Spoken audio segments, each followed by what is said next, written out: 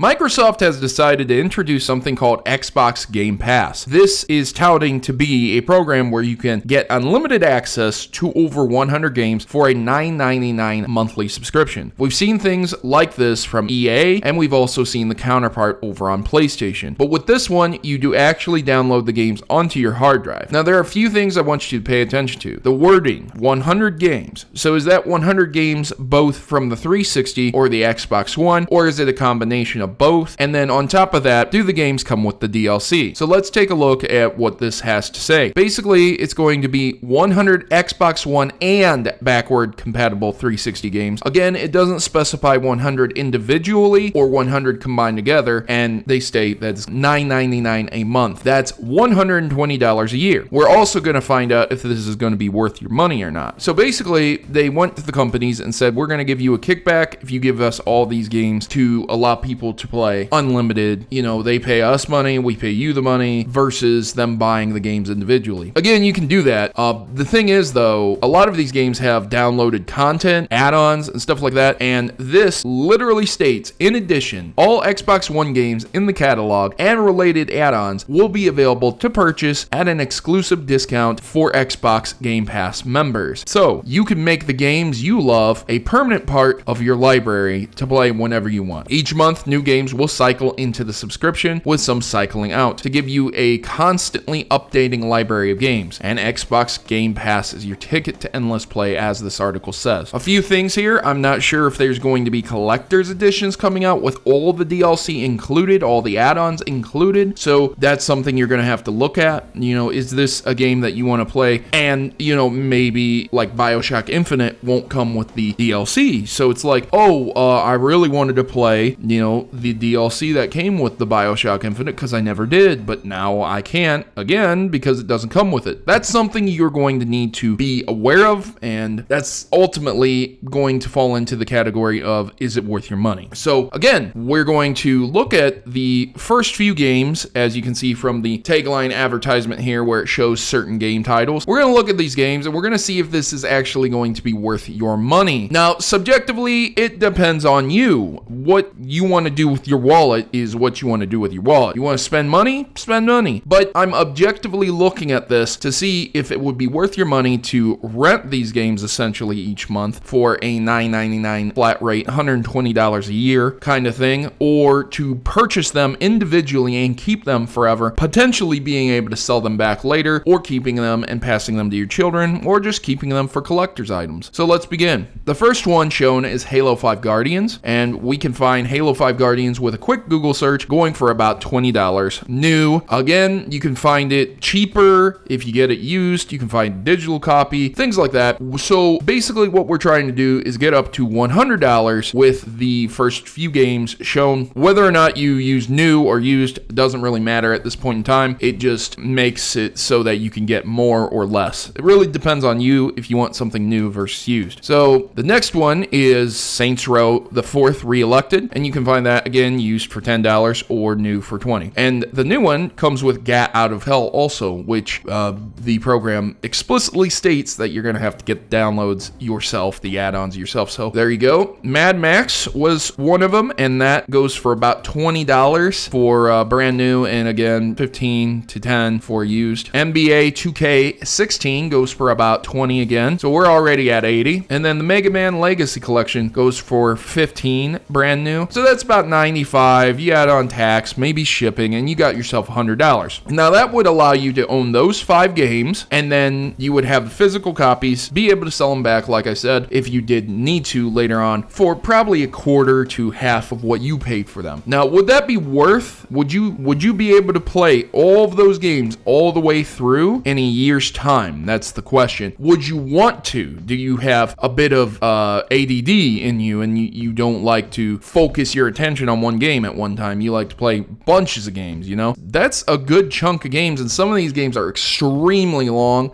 Halo 5 is a multiplayer game, so that would cover your multiplayer needs. Saints Row the 4th, 100%ing it, and Gat Out of Hell would be a very long game. Same with Mad Max, kind of an open world game. You got a sports game, and then you have the Mega Man Legacy Collection. And to anyone who can beat all of the Mega Man Legacy Collections games and challenges in the game, my hat's off to you, because that's quite a bit. But there's one more thing I did want to look at. See, this is all great and good, and it sounds like it's valuable when you look at the Xbox One games only. But then you take into account that they also said backwards compatible 360 games. And I don't know if you know this or not, but 360 games are dirt cheap. And on top of that, a lot of people have accounts from the 360 days on the Xbox One days, and they already have a lot of these games backwards compatible. So that's another thing you have to look at. Is this program going to work for you if you already own a lot of these games? You're just pissing away money. So let's look at Fable 3. That was on the list. You can find Fable 3 Xbox 360 games for around $2.99 used. Pretty cheap. You could probably buy it new for $10. I've actually seen it priced for a little less new, $8, because this was one of the games that was free if you had an Xbox account at one point in time. Gears of War, the original one, that was also on there being shown off. So you can find that for $6 used. You probably won't be able to find these things brand spanking new anymore. You'd be lucky if you do, because they're 360 games, but they still work. $5 for Gears of War 2. I'm sure that's going to come out eventually too on this, if Gears of War is. So there you go. You have examples showing you how the Xbox One side seems like it's somewhat worth it, but the 360 side, definitely not worth it, man. You would have to literally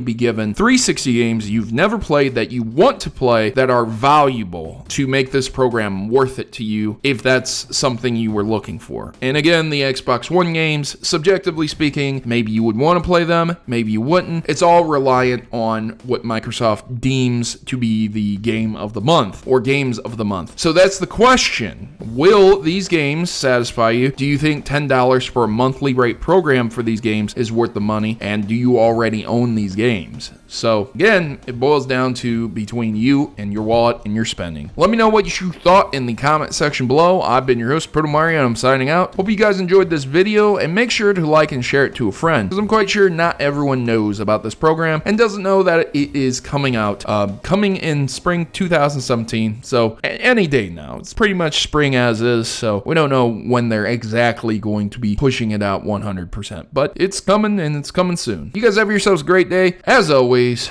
good gaming. God bless. Thanks for watching.